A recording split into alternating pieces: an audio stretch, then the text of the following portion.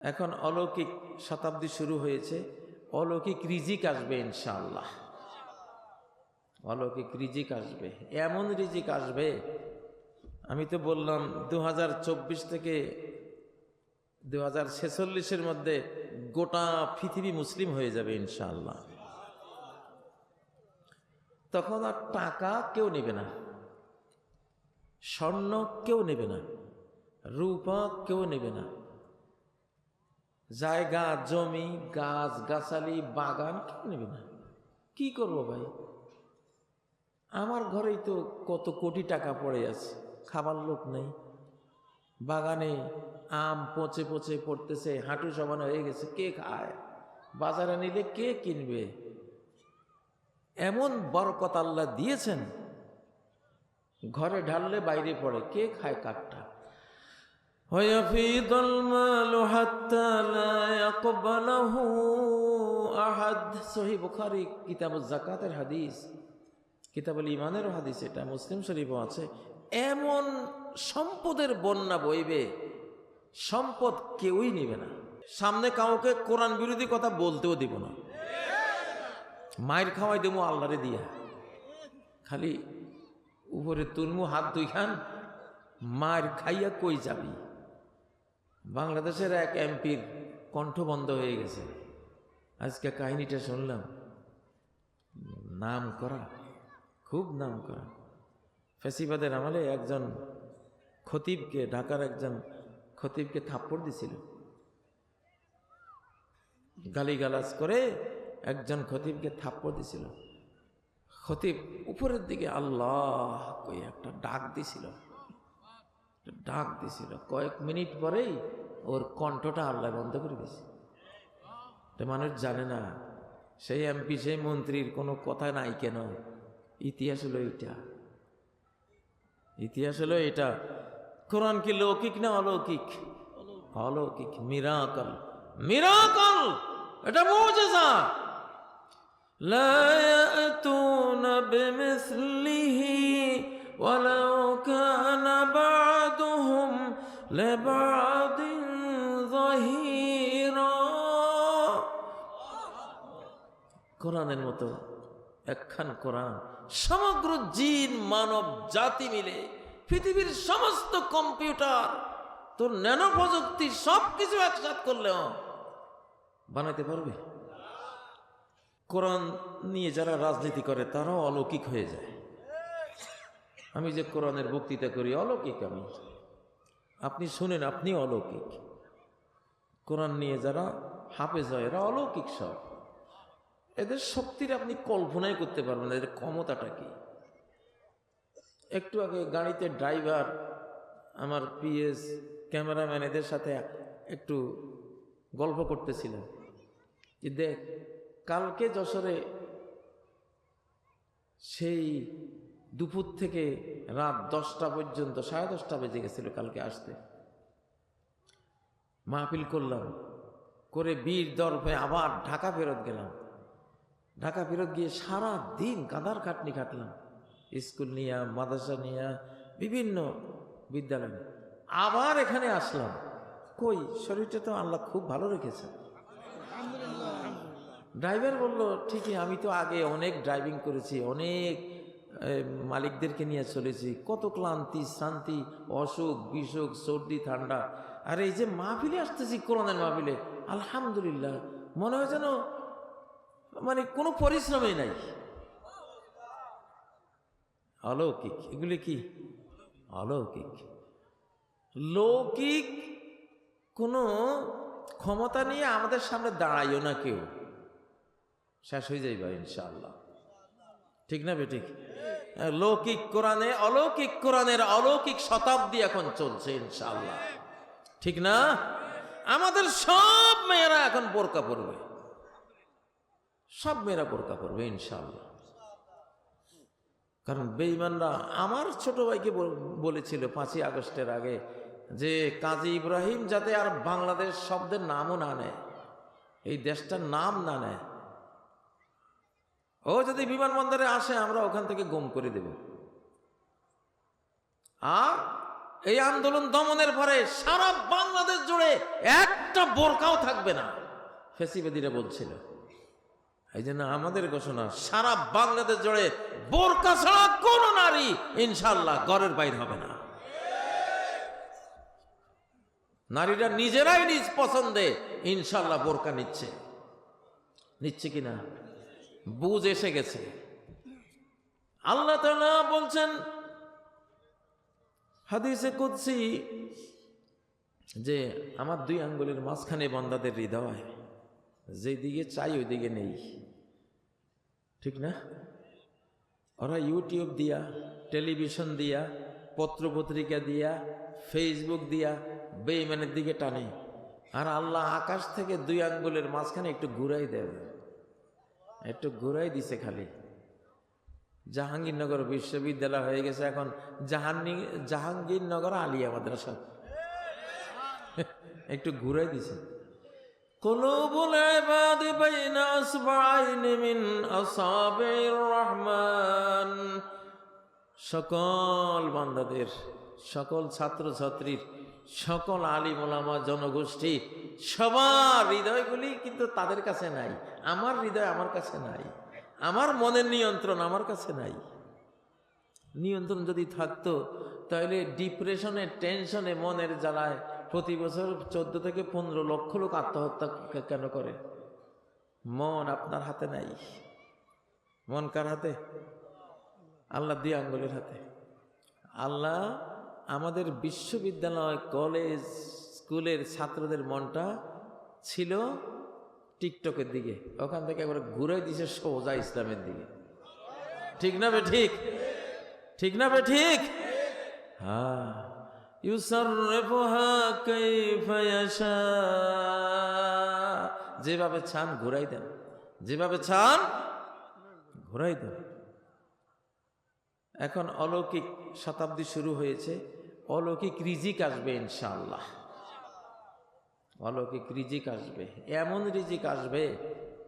আমি তো বললাম 2024 থেকে 2046-এর মধ্যে গোটা পৃথিবী মুসলিম হয়ে যাবে ইনশাআল্লাহ। তখন আর টাকা কেউ নেবে না, স্বর্ণ কেউ নেবে না, রূপা কেউ নেবে না, জায়গা জমি গাছ গাছালি বাগান কেউ নেবে না।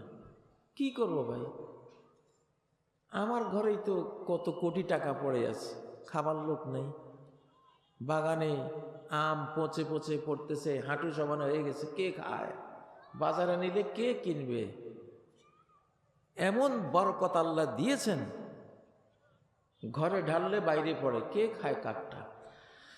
ওয়াফিদুল মালু হাত্তা লা ইয়াকবালহু আহাদ, সহিহ বুখারী কিতাবুজ যাকাতের হাদিস, কিতাবুল ঈমানের হাদিস, এটা মুসলিম শরীফও আছে।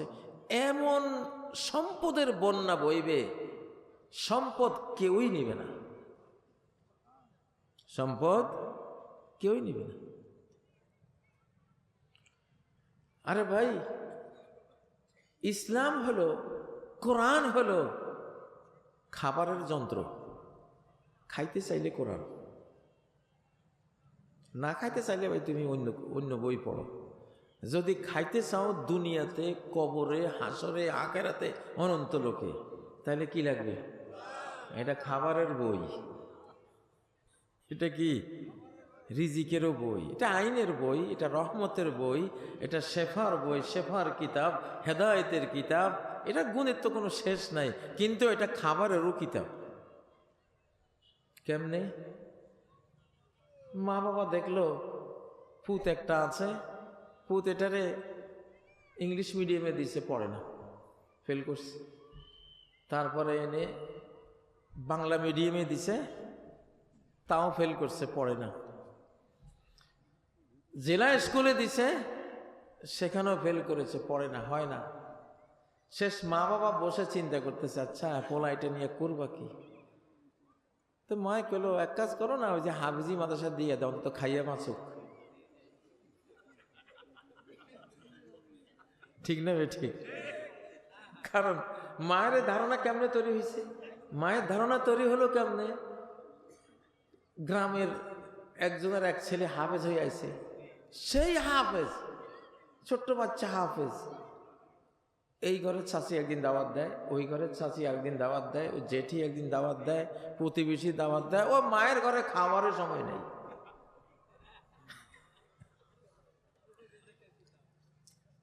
এইটা রিজিকের কিতাব। কিসের কিতাব? ইন্নাহু লাকুরআনুন কারীম। এটা খুব বদান্যতা ভরা দানবীর কোরআন, দানশীল কোরআন। কারিমের এক অর্থ হইল দানশীল, না চাইতে দেয় যে, না চাইতে দান করে যে, তাকে বলা হয় করিম। লা কোরআনুন করিম, সর্বসৌন্দর্যে সৌন্দর্যমণ্ডিত এই কোরআন। কোরআনের শিশুরা কি বরকতময়, আল্লাহু আকবার। নবীজির কাছে তখনও কোরআন আসে নাই, উনি শিশু, কিন্তু সামনে আসবে। মা হালিমা গেছেন, বাচ্চা একটা উনি নেবেন, দুধ পান করাবেন, কিছু টাকা পাবেন। তো নবীজির ঘরে গেছেন, ওনাকে দেখছেন, ওনার তো বাবা নাই। তো মা হালিমা ওনার স্বামী চিন্তা করলেন, বাবা নাই, তাহলে টাকা দিবে কে? এই শিশু আমরা দুধ খাওয়াইলে তো পয়সা পাবে না, চলে গেছেন। বাবাওয়ালা একটা শিশু নেবে, সারা কোরাইশ ঘুরে পাইলেন না। মা হালিমা বললেন যে তাহলে যাক, ওই এতিম বাচ্চাটাকে নিয়ে যাই। এটা কিন্তু ভবিষ্যতে যে কোরআনের শিশু হবে উনি তো জানতেন না। তো নিলেন বুকে, নেওয়ার সাথে সাথে বুকে দুধ ছিল না, দুধের জোয়ার বয়ে গেল। তাহলে কোরআন কি খাওয়ার কিতাব নাকি না খাওয়ার কিতাব? আরে বাঙালিরা বুঝলি না, বাংলাদেশিরা স্কুল কলেজ বানাইয়া সব পড়ে, আল্লাহর কোরআন পড়ে না। পোড়া কপালিলা। কেউ দাওয়াত দেয়, এগুলি দাওয়াত দেয়। হ্যাঁ, আমি কেন দাওয়াত পাইলাম আপনাদের এত সম্মানের? আমার কি কোনো কি এক্সট্রা আলাদা কোনো বুজুর্গি আছে?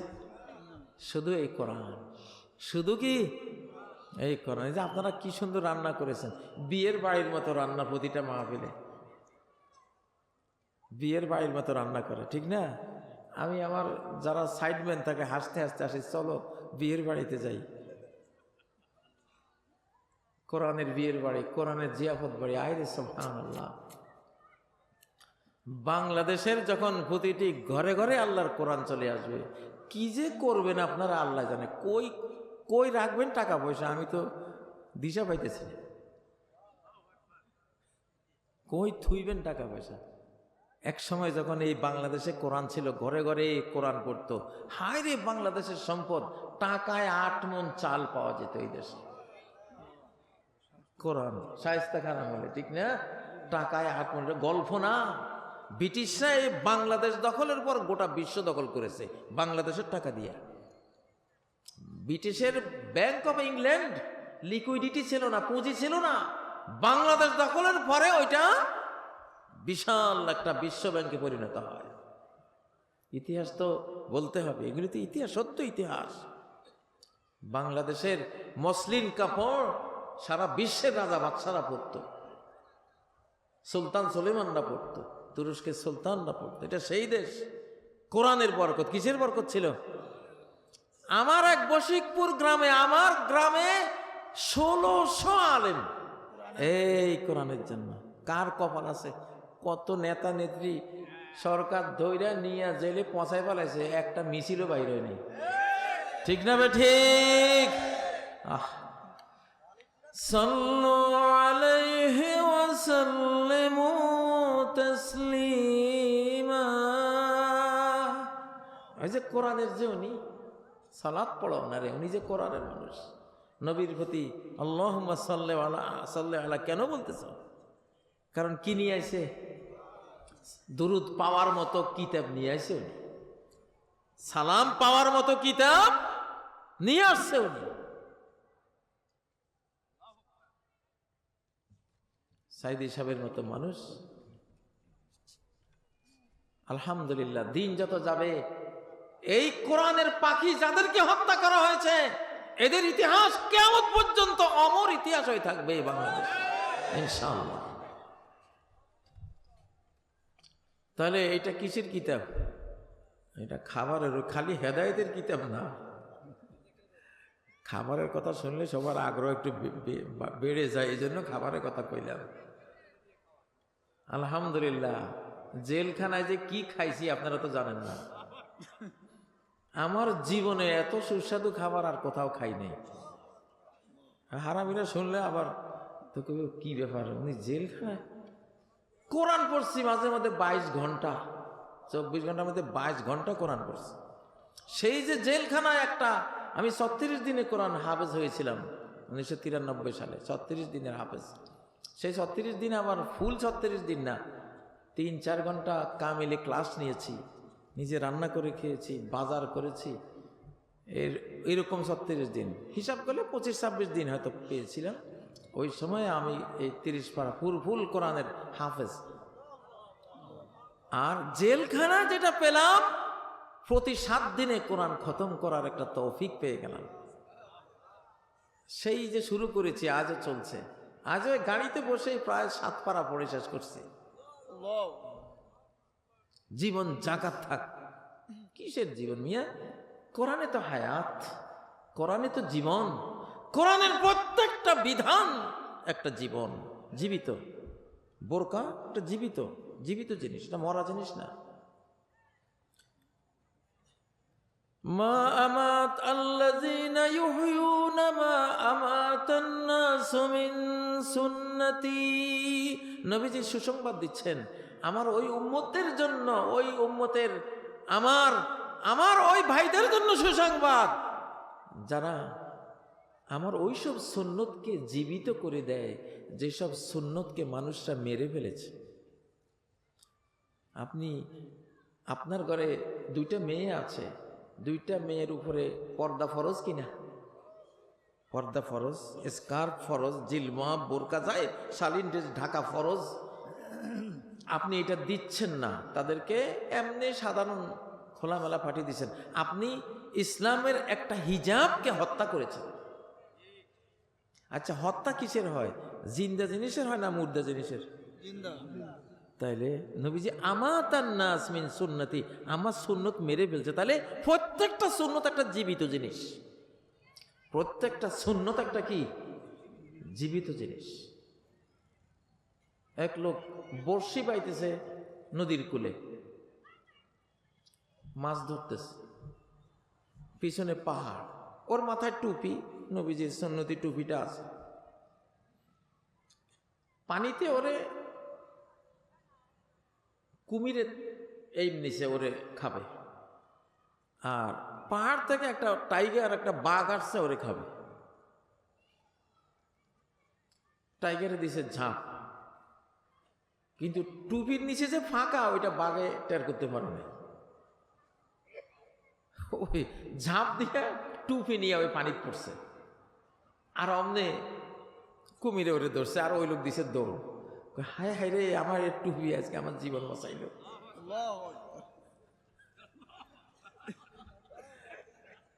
নবীর সুন্নাত জিন্দা না মুর্দা? জিন্দা। আল্লাহু আকবার। পুরা ইসলাম একটা জীবিত জিনিস, পুরা কোরআন একটা জীবিত জিনিস। আপনি ঘুমের আগে আল্লাহুম্মা বিসমিকা আমুতু ওয়া আহইয়া, আপনি দোয়াটা পড়লেন, একটা জিন্দা জিনিস, জীবিত জিনিস মুখে অন্তরে দেহে মেখে আপনি ঘুমে যাচ্ছেন। সুবহানাল্লাহ, প্রত্যেকটা দোয়া জীবিত।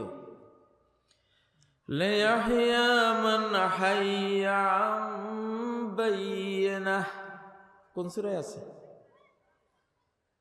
অথবা বলি লিয়ুনজিরা মান কানা হাইয়া, সূরা ইয়াসিনে আছে না?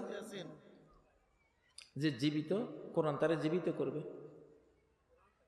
হ্যাঁ, যাতে করে এই সুস্পষ্ট জীবিত দলিল দিয়া লিয়াহইয়া, মানুষ জীবিত হয়ে যায়। আমার বয়স এখন 65, আমার বয়স এখন কত? 65 বছর বয়স। আমি 40 বছর শিক্ষকতা করেছি। তা ওই 2-4 ঘন্টা করার শিক্ষকতা না, সকালে বসছি বোখারি নিয়ে রাত 1:30টায় শেষ করছি। সেই রকম শিক্ষকতা করা একটা মানুষ। আমারা দেখলে কি মনে হয় খুব একবারে বুড়া থুড়া হইয়া শেষ হয়ে গেছে এরকম? হ্যাঁ, পুরান গাড়ি খুব মজবুত, ঠিক না? আর কোরআনের কারণে এটা হয়েছে। এটা কোরআন, কইলাম না যে জেলখানায় গিয়া 22 ঘন্টাও আল্লাহ কোরআন পড়াইছে। যা রিজিক আল্লাহ খাওয়াইছেন হিসাব করছি মাসে 27,000 টাকা পড়ছে। মাসে কত? 27,000 টাকা পড়ছে খরচ প্রতি মাসে, কোনো মাসে কমে নাই। আমি জেলখানায় গিয়া চোখে দেখলাম কোরআন যে খাবারের কিতাব। কোরআন পড়ছি আর খেজুরের অভাব নাই, কিশমিশের অভাব নাই, বাদামের অভাব নাই, পানির অভাব নাই, তারপরে মাছের কোনো অভাব নাই। 1 কেজি ইলিশ মাছ কিনে আনতো 8,000 টাকা দিয়া। হিন্দুদের দুর্গা আছে না, ওরা গাদার উপরে দুর্গারে বসায়। যতক্ষণ দুর্গার উপরে, গাদার উপরে দুর্গা থাকে, বড় বড় সাগর কলা, আপেল, নাশপাতি সব খাওয়ায়। কারণ পিঠে কি আছে? দুর্গা আছে। ওরা ভক্তি করে, ওটা ভুল, শিরিক, কিন্তু ওরা মনে করে যে ওটা সত্য।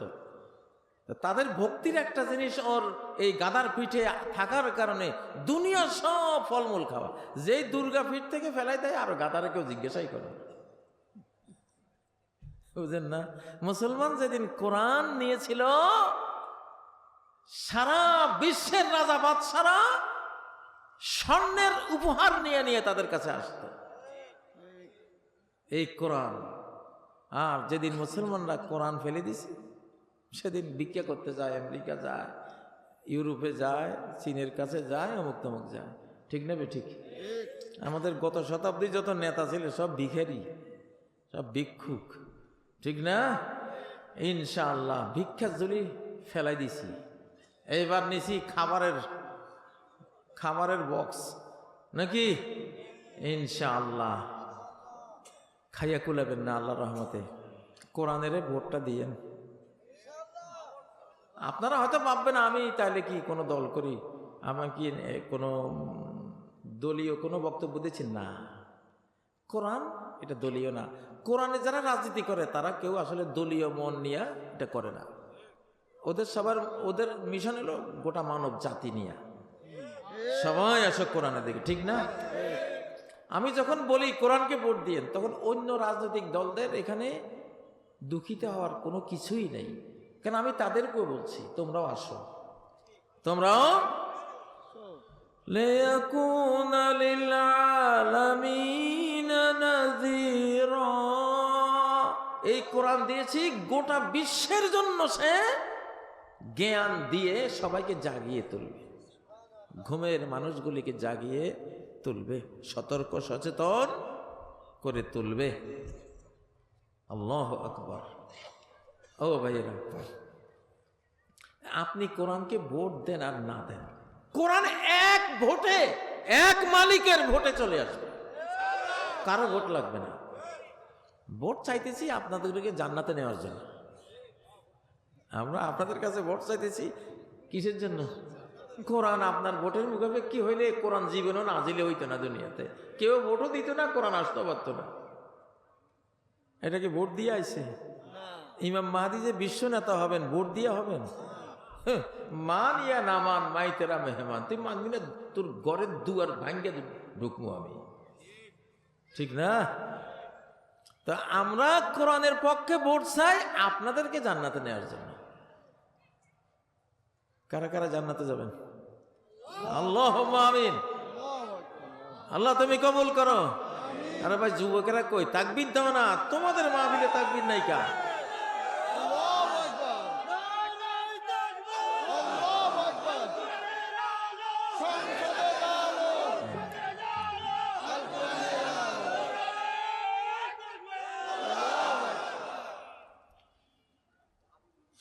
আমাদের এই বাংলাদেশে ইসলামের জাগরণ দেখে, ভূমিধস বিজয় দেখে একটা ইবলিসি শক্তি মোছে তা দিচ্ছে।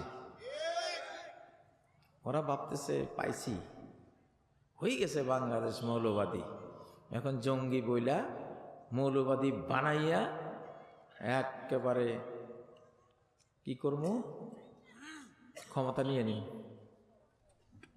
কারণ যদি জঙ্গি বলতে পারি, এস্টাবলিশ করতে পারি, মৌলবাদী বানাই দিতে পারি, ইসলামী চরমপন্থী সাব্যস্ত করতে পারি, তাহলে আমেরিকা আমার পক্ষে, ইউরোপ আমার পক্ষে, ভারত তো বৈশাই রয়েছে, ঠিক না? ক্ষমতাটা নিয়ে নেব। ওরা, আপনারা কি মনে করেন ওরা পরিকল্পনা ছাড়া বসে আছে? আপনাদের যত বেশি মাহফিলের এই দৃশ্য, আমার বক্তব্য, হুজুরদের বক্তব্য শুনতেছে, আর দে তোরা আরো তোরা কোরআনের পক্ষে ওয়াজ কর, পাবলিক আসুক, গোটা মজমা ভরে যাক, গোটা বাংলাদেশ ইসলামের পক্ষে যাক, তাহলে আমাদের আরো সুবিধা। ওরা কিন্তু হালুয়া রুটি খাচ্ছে ওই কল্পনা কইরা। আমি কইতেছি তোকে কপাল পোড়া, তোকে যে সময় নাই, তোরা যে আর তোকে এখন যা করবি লানত পড়বো তোকে উপরে, গজব পড়বো, ঠিক না? তোকে ওই শতাব্দীতে পেরেছিস, ওই শতাব্দীতে আফগানিস্তান কেন তালেবান আসলো, কেন কোরআন আসলো, ইসলামী আমার আইলো, মার 52 দেশ নিয়ে আইস, এখন দেশ একখানা লই আসতে পারবি না, সেই সামর্থ্য কারো আর হবে না। আর আশার যেই বলে, যে তেলের বলে, টাকার বলে, ধনের বলে তো আসবি, আল্লাহ ফকির বানাইয়া ভিক্ষুক বানাই দিব ওগুলিরে। আমরা খাবো মানে কি, তুই এখন না খাই থাকবি।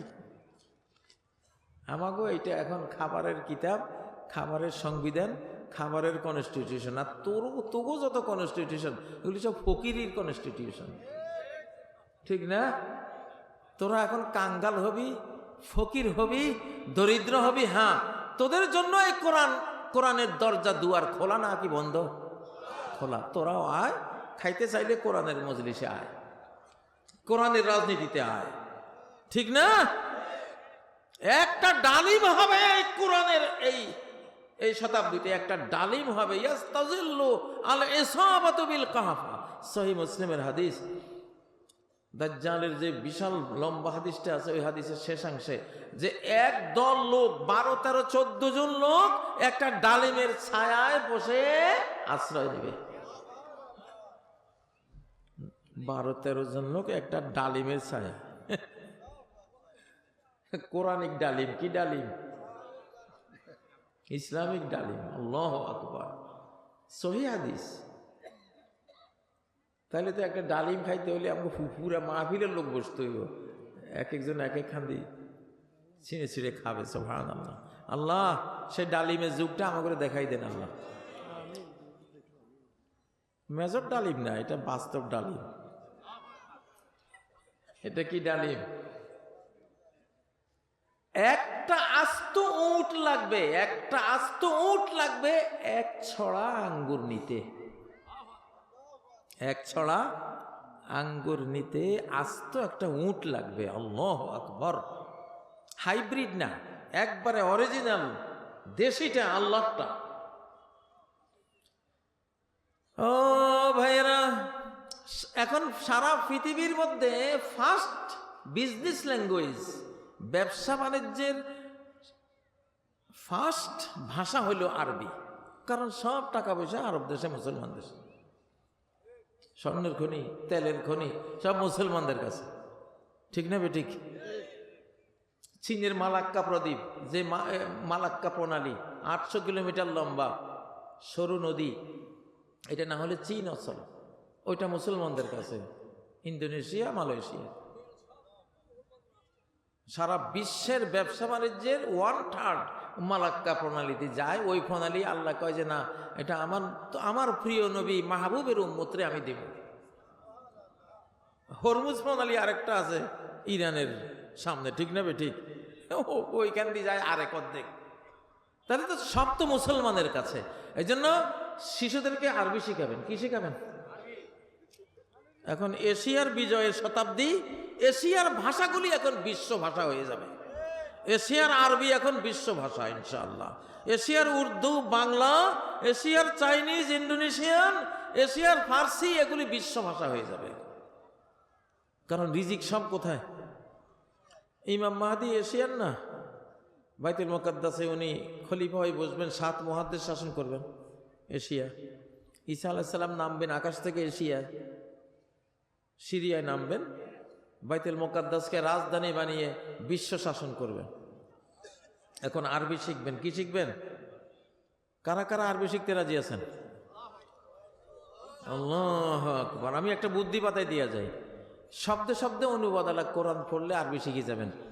যেমন আলম তারা, তুমি কি দেখনি, কাইফা ফাআলা, কি রূপ করেছেন, রব্বুকা, তোমার রব, বিআসহাবিল ফিল, হাতিওয়ালাদের সাথে, ইজা, যখন, যা, আসবে, নসরুল্লাহ, আল্লাহর সাহায্য, ওয়াল ফাত, এবং বিজয়। বুঝা যায়নি? অরাআইতা, আর তুমি দেখবে, আন্নাসা, মানুষদেরকে, ইয়াদখুলুন, প্রবেশ করছে, ফি দীনিল্লাহ, আল্লাহ দ্বীনের মধ্যে, আফওয়াজা, দলে দলে। সহজ কিনা? আমার এইরকম শিশু শিক্ষার, শিশু, মহিলা, বয়স্কদের শিক্ষার 6000 বক্তব্য আছে আমার। আমি 1 কোটি শিশু, নারী, পুরুষকে এভাবে কোরআনের অর্থ সহ শিখাইছি। সহজ কাজে, কম্পিউটারের মতো মুখস্থ হয়ে যায়। ইন্নাল্লাহ, ইন্না, নিশ্চয়ই, আল্লাহ, আল্লাহ, আলা কুল্লি শাই, সকল কিছুর উপর, কাদির, সর্বশক্তিমান।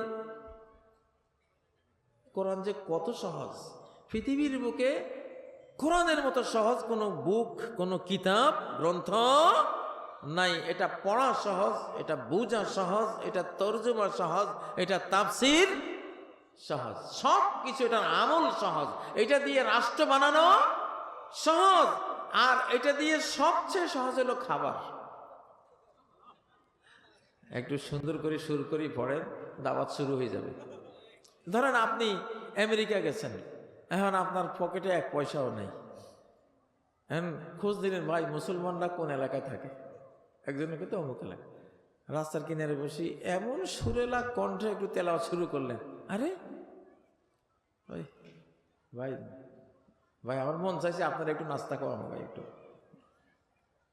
ঠিক না? আর যেন কবে, ভাই কোন দেশের কারি সাহেব আপনি? ভাই আপনারা একটু আমার বাসায় নিয়ে যান, আমার বাসায় একটু জিনের সমস্যা, একটু আপনি ঝাড়ফুঁক করে দিলে। তা আপনি বললেন, ভাই আমার তো $100 দিতে হবে, কারণ আমি এটা চিকিৎসা করি। অসুবিধা নাই। আপনি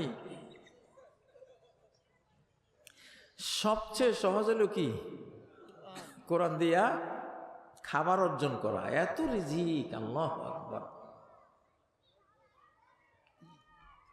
আপনি দেখবেন যে মক্তবের, আমি তো সারা বাংলাদেশ ঘুরি এই মক্তব নিয়ে।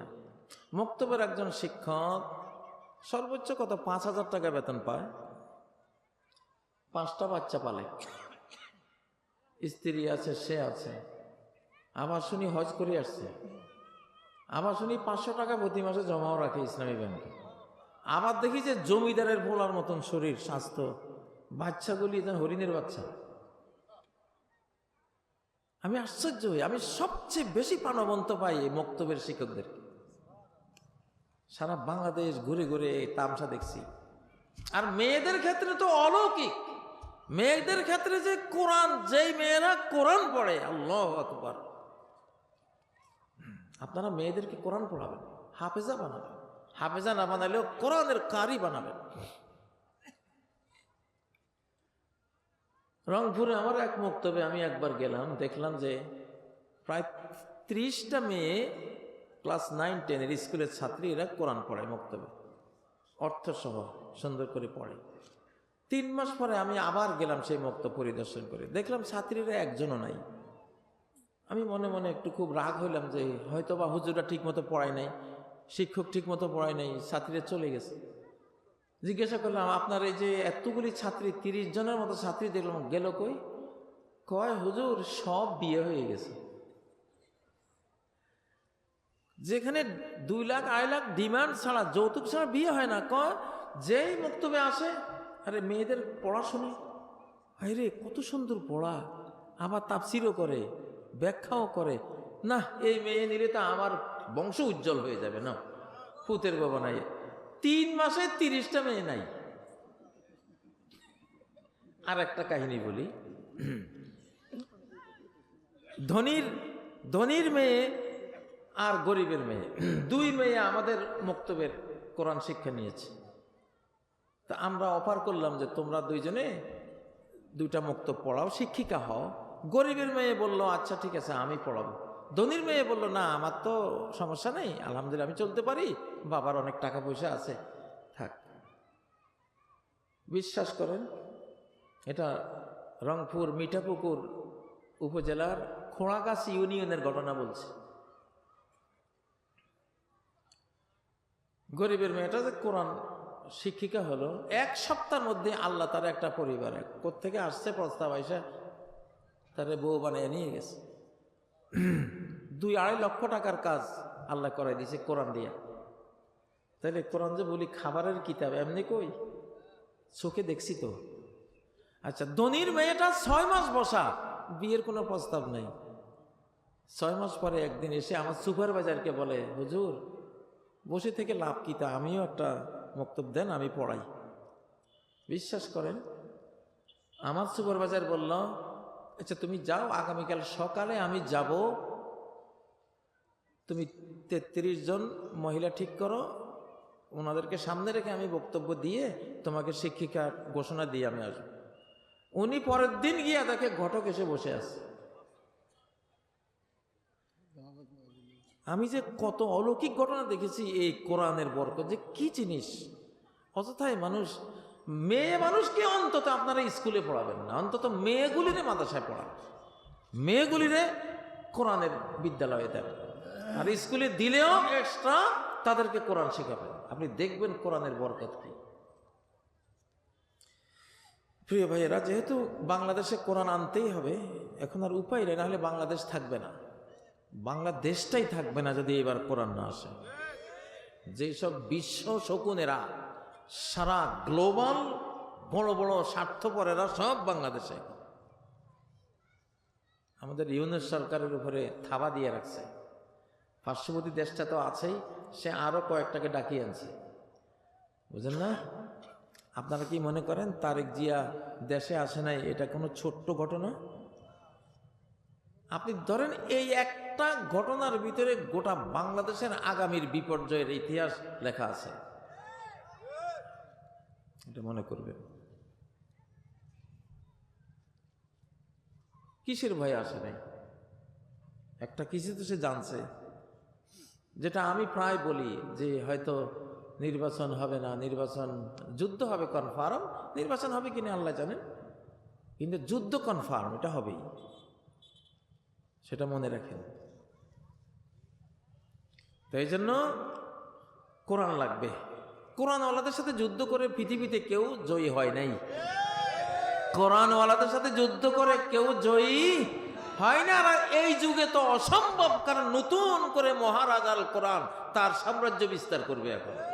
এখন যেটা সামনে দাঁড়াবে ওটারে আবাবিল দিয়া নাস্তানাবুদ করে দেবে। কথা বুঝেছেন? সামনে দাঁড়াইস না কেউ, অবস্থা খুব খারাপ। অনেকগুলো প্রশ্ন করেছেন, কোন মুসলিম সংগঠন অমুসলিম ব্যক্তিকে নির্বাচনের প্রার্থী বানাতে পারে কিনা, জানালে খুশি হব। وقال رجل مؤمن من آل فرعون, ফেরাউনের পার্লামেন্টে মুসা আলাইহিস সালামের একটা লোক ছিল। কার পার্লামেন্টে? সূরা মুমিন আছে না, সূরা মুমিনের মধ্যে এই পার্লামেন্টারিয়ানকে কেন্দ্র করে পুরা সূরাটার নাম হয়েছে আল মুমিন। সে ফেরাউনের পার্লামেন্টের সদস্য ছিল। সে যে মুমিন ছিল ওটা উপরে কেউ জানতো না, ভিতরে ভিতরে কি ইমানদার। আপনি কি মনে করেন জামাতের নমিনেশন নিচে এই লোকটা ভিতরে বেঈমান? অবশ্যই সে এই ইসলামকে পছন্দ করেই এই দলের সদস্য হয়েছে, ভিতরে একখানি ইমান অবশ্যই আছে। সে প্রকাশ করবে না, প্রকাশ করলে তো তারে 14 গোষ্ঠী ছাড়া করে দেবে, বুঝেন না? আছে এরকম। আর নবীজি খাঁটি কাফের আবু তালেব, ঠাকুর, আরবদের মূর্তি পূজার ঠাকুর ছিল আবু তালেব। সে ঠাকুরের বাসায় 13 বছর থাইকা নবীজি ইসলামী দাওয়াতের কাজ করছে। তারে দিয়া শেল্টার নিছেন, তারে দিয়ে আবু জাহালদেরকে ঠেকাইছে, ঠিক না? ঠিক। তো আবু জাহালরা এই যুগে আছে না নাই? তো এরকম 2-1 আবু তালেব ঠাকুরকে যদি আমরা রাখি সাথে, সমস্যা আছে? সমস্যা আছে।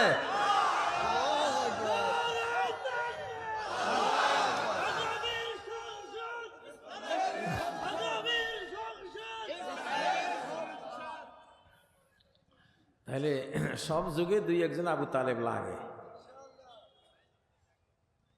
ইনশাল্লাহ। না, এগুলি যেহেতু নতুন বিষয় তো জনগণের জানার অভাব থাকতে পারে, সেই জন্য এক্সাম্পলটা দিয়ে দিলাম যে এটা ঠিক আছে, এটা উত্তম কৌশল, উত্তম একটা কৌশল। তাদেরও তো হেদায়েতের দরকার।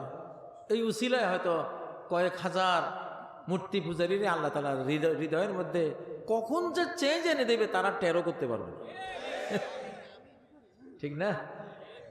বন্ধু বন্ধু ধর্ম গ্রহণ করে, দুর্বল সবসময় সবলের ধর্ম গ্রহণ করে। তো তারা যারা নমিনি দিছে তারা সবল, সে দুর্বল, সে ধীরে ধীরে ধীরে সবলদের ধর্মটা নিয়ে চর্চা করবে, আল্লাহ তাকে হেদায়েত দিবেন। আর যদি সে আবু তালেবে থেকে যায় সমস্যা নাই। এক্সাম্পল তো আছে, স্বয়ং নবীজি তারে দিয়ে উনি শুধু দাওয়াতি কাজ করিয়েছেন এমন না, তার রান্না করা খাবার খেয়েছেন, তার চকিতে একসাথে আবু তালেব ভাতিজাকে আগলে রেখে তার সাথে রাখতেন কাফেরদের যন্ত্রণার কারণে। সেই আবু তালেবের মতো আমরা এই বাংলাদেশটাও অনেকটা নবীজির আমলের মোর্শেকদের, চতুর্দিকে মোর্শেকদের ঘেরাও না, তো আমাদেরও আবু তালেব দরকার আছে।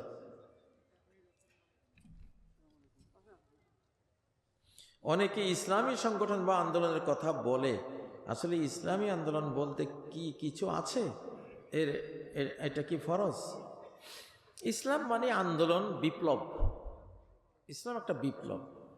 আপনি আজকে এখন লা ইলাহা ইল্লাল্লাহ পড়লেন, আপনার জীবনের খুল নলচা সহ, আপনার চিন্তা চেতনা সহ, আপনার পোশাক আশাক, খাবার দাবার, আপনার ভাবনা, আপনার কর্ম চরিত্র টোটাল বিপ্লব করে দেবে, ঠিক না? ইসলাম মানেই তো হলো সব কিছু চেঞ্জ, ঠিক না? এখন এটাকে আপনি বাংলা ভাষায় আন্দোলন বলেন, বিপ্লব বলেন, যার যার ভাষায় বলে, কিন্তু মূল জিনিসটা যে একটা বিপ্লবাত্মক একটা পরিবর্তন, সব কিছু চেঞ্জ হয়ে নতুন এক মানুষ হয়ে যাওয়া, এটা ইসলামে আছে না নাই? ইসলাম দিয়ে তো এটাই হয়, এটাই হয়।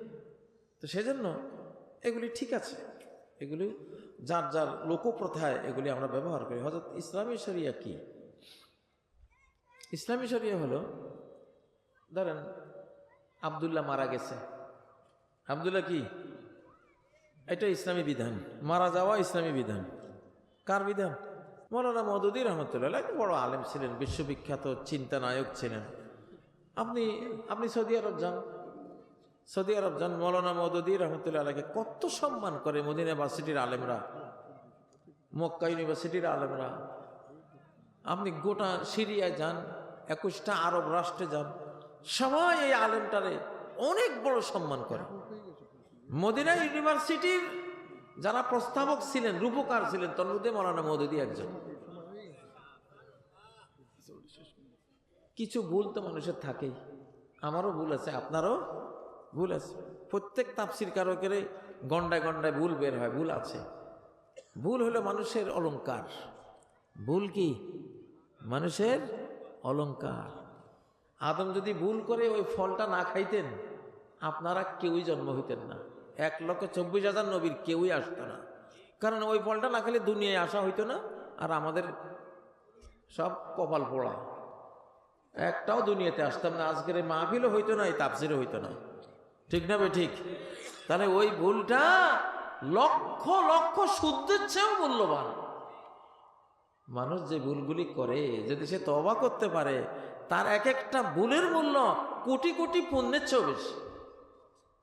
ইউবাদদিলুল্লাহু সাইয়্যাতিহিম হাসানাত, আল্লাহ তাদের সব পাপকে পুণ্যে রূপান্তর করে দেবেন। যাদের নেক আমল একটু বেশি হবে, আল্লাহ তাদের পাপগুলোকে কিয়ামতের দিন কি বানাবেন? পুণ্য বানিয়ে দেবেন। সুবহানাল্লাহ। খাঁটি ও দানাদার ঘি খুঁজছেন? ঐতিহ্যবাহী পাবনার দানাদার ঘি পাচ্ছেন আন্নুর প্রোডাক্টস ফেসবুক পেজে। আপনাদের ভরসা জায়গা হতে আমরা কাজ করছি সরাসরি পাবনার তৃণমূল পর্যায়ে। আমাদের ঘি 100% ন্যাচারাল এবং বিএসটিআই অনুমোদিত। আমরা বিশ্বাস করি গুণগত মানে এই ঘি যেমন দানাদার, তেমনই এর সুঘ্রাণ আপনার ঘর জুড়ে ছড়িয়ে পড়বে। আমরা আপনাকে দিচ্ছি প্রিমিয়াম প্যাকেজিং এবং দ্রুত ডেলিভারির নিশ্চয়তা। নিজের ও পরিবারের স্বাস্থ্যের কথা চিন্তা করে বেছে নিন পাবনার আসল দানাদার ঘি। অর্ডার করতে এখনই অর্ডার বাটনে ক্লিক করুন অথবা আমাদের ফেসবুক পেজে মেসেজ করুন। বিস্তারিত জানতে স্ক্রিনে দেওয়া নাম্বারে কল করুন।